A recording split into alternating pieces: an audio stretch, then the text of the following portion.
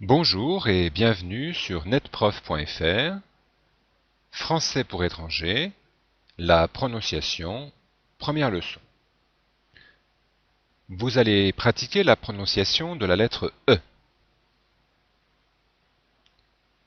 Alors, à la lettre E correspond le son E muet, c'est-à-dire qui n'est pas prononcé, si cette lettre est en fin de mot ou de syllabe.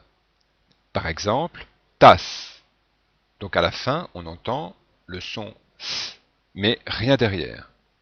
Livre, valise. Alors là, comme le son ZE est un peu plus sonore, on entend un petit quelque chose hein, si le mot est séparé. Mais dans une phrase, on dirait par exemple je prends ma valise pour aller. Bon, et donc on entend un E muet. Une ville, et d'ailleurs c'est valable pour les deux mots. Course. Donc là on voit que même si on ajoute un S pour indiquer le pluriel, eh bien, le dernier son qui est prononcé est celui-ci. Alors, c'est vrai aussi pour des mots de plusieurs syllabes où le E est à l'intérieur et à la fin d'une syllabe, par exemple passeport, samedi, changement, rapidement. Alors, la notion de rythme est importante. En effet, pour prononcer cette phrase, si on parle très lentement, on prend le métro, effectivement, on entend quelque chose qui est prononcé E. Mais personne ne parle aussi lentement, surtout pour prendre le métro. Donc, pour accélérer le rythme, parler de façon plus familière, plus naturelle, on va dire, on prend le métro. Le métro. Et donc, en fait, il n'y a plus rien entre le L et le M. Autre exemple, tu connais ce livre plutôt que tu connais ce livre qui est artificiel. Alors, nous continuons. Le son E, cette fois-ci, est prononcé. Il n'est plus muet, mais il est prononcé. Par exemple, quand on commence à parler, si je dis « ce livre est intéressant », bon, c'est un petit peu difficile à commencer à parler avec en utilisant un E muet. Vous voyez, ce serait difficile de commencer en disant « ce livre est intéressant ». Vous voyez, c'est presque physiquement impossible. C'est la même chose si on commence avec une phrase négative « ne pars pas », par exemple. Et aussi si on est en fin de phrase, fais-le, donc un impératif avec un pronom. On est bien obligé de prononcer ce E. Autre cas, à l'intérieur d'un mot, on entend le son E quand il y a deux consonnes avant le E. Par exemple, dans le mot autrement, eh bien, devant le E, il y a deux consonnes. Et ici, si je ne prononçais pas le E, on aurait trois consonnes, le T, le R et le M, sans aucune voyelle, ce serait impossible à prononcer. C'est la même chose pour mercredi. Alors, on en profite pour signaler trois mots où on retrouve la prononciation E, alors qu'en fait, on n'écrit pas, on ne retrouve pas la lettre E. Dans monsieur, on entend bien le son E, mais on écrit ON. Dans le verbe faire avec nous au présent, nous faisons, et toutes les conjugaisons de ce verbe à l'imparfait, je faisais, tu faisais, etc. Donc ce sont trois particularités, trois bizarretés de la prononciation. En ce qui concerne le son E, donc on retrouve la lettre E accent aigu, donc un son qui est un petit peu plus ouvert que le E qui était prononcé juste avant, comme par exemple café, été, génération, téléphone, aller, donc le fait d'ajouter un E après le E accent aigu ne change pas la prononciation, musée. On retrouve le son E en fin de mot, donc avec la combinaison ER, EZ, EF ou ED, si la consonne finale est muette. Par exemple, aller et tous les verbes si nombreux à l'infinitif en ER. Boulanger, chez, clé, qui peut s'écrire aussi avec E accent aigu. Pied. Dans les mots d'une syllabe, la finale en ES ou ET se prononce aussi et, par exemple, les, mais et le mot de coordination et. Alors pour finir, le son est, on a ici un son qui est encore plus ouvert.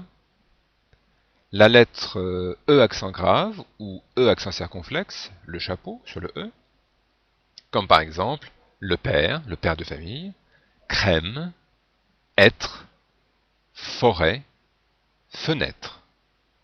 Mais aussi les lettres AI ou EI, par exemple paire, comme une paire de chaussures, français, faire, mais, était, et toutes les terminaisons des imparfaits, le chiffre 13, la Seine qui coule à Paris. Alors si la lettre E est devant une double consonne, elle se prononce est, comme elle, belle, est, le verbe être, maître, fourchette. La lettre E devant une consonne prononcée se prononce aussi est. Par exemple, hôtel. Donc on voit que le L est prononcé. Du coup, le E se prononce automatiquement est, sans qu'on ait besoin de mettre un accent grave. C'est la même chose pour hier, vers, 7, 7, donc le chiffre ou le démonstratif, qui ont la même prononciation, chef, avec. Donc tous ces mots ont un E en fin de mot, mais ici, le E est à l'intérieur du mot, par exemple, merci, donc on voit que le R se prononce, donc le E se prononce est. Électrique, restaurant, est, là c'est la direction, hein, est, ouest, à ne pas confondre avec le verbe être, est. Même chose avec un X, par exemple, exemple, expert, espère, donc là on a non seulement le E accent grave, mais également le E devant le S qui se prononce est. Alors je vous propose de pratiquer le E muet. On voit par exemple ici que on a deux manières de prononcer cette phrase, soit en prononçant le E, voilà le chat, et ça veut dire qu'on parle plutôt lentement, et si on veut parler à un rythme un peu plus rapide, voilà le chat. Je répète, voilà le chat, voilà le chat. Essayez.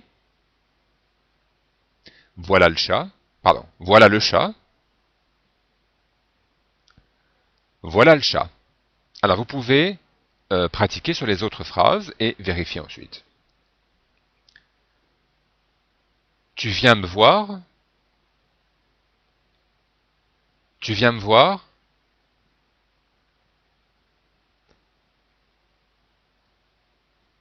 Alors là, il y a deux E qui peuvent être prononcés ou muets. Donc là, on ouvre la fenêtre. On ouvre la fenêtre.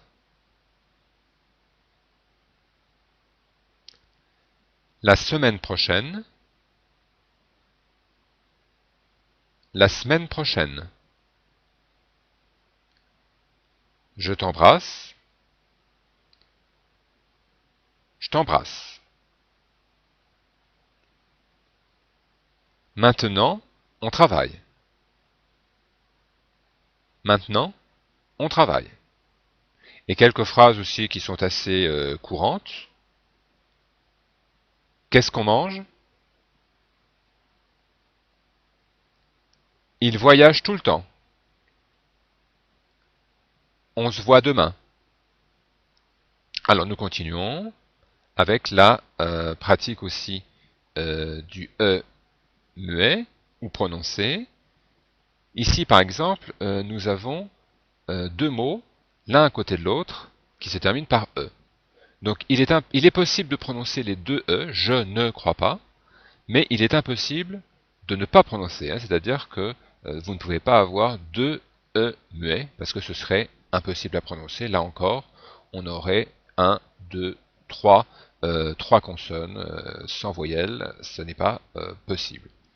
Et comme on est plutôt en début de phrase, on aurait tendance à prononcer le premier E, mais il n'y a pas vraiment de règle là. Hein. Donc ici, on pourrait prononcer ça, je ne crois pas. Ici, je ne sais pas. Alors ici, on peut essayer de ne pas prononcer, même si c'est un peu plus difficile, le premier E. Je te parle. Ici, on va essayer les deux possibilités. Je le connais. Je le connais.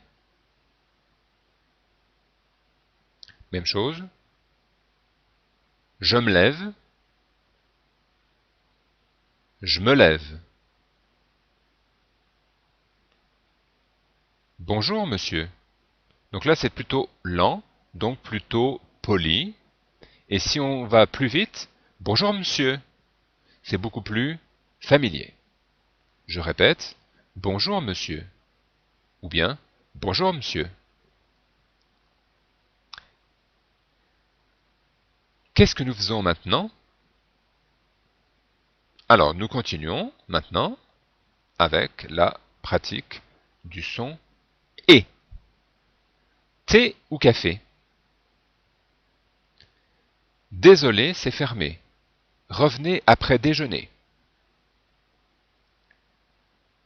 Une journée d'été.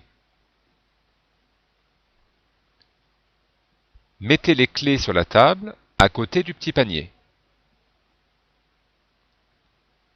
J'ai été dérangé par le téléphone toute la journée.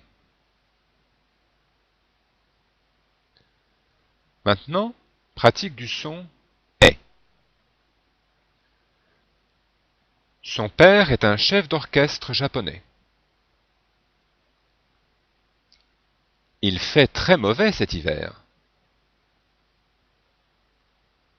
Mon frère a fait une belle photo de la scène. Merci, mais je préfère une bière. Je n'ai jamais mangé dans un restaurant grec. J'ai commandé une assiette de fruits de mer. Un élève a ouvert la fenêtre. On cherche des objets en verre et on en achète. On perd 13 millions dans cette affaire.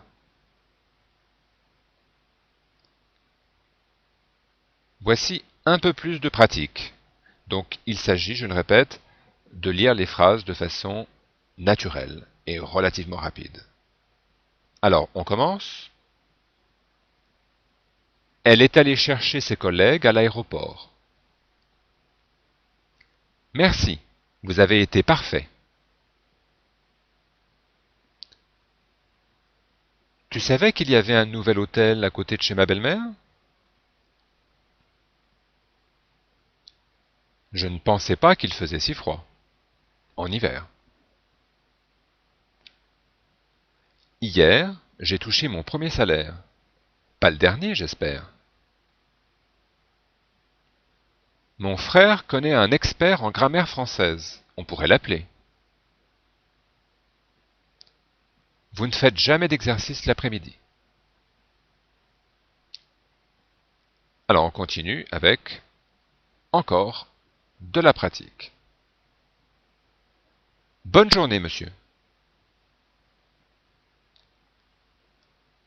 C'est vrai qu'il a décidé d'habiter au rez-de-chaussée? Si jamais tu te perds, appelle-moi tout de suite. Je me lève et je vais à mon rendez-vous chez le médecin. Ne regardez pas vos pieds quand vous êtes en train de danser. Qu'est-ce qui est écrit au-dessus du dessin? Maintenant, je pense que vous avez fait des progrès en français et que vous méritez de vous reposer. Alors, je vous dis au revoir et à très bientôt.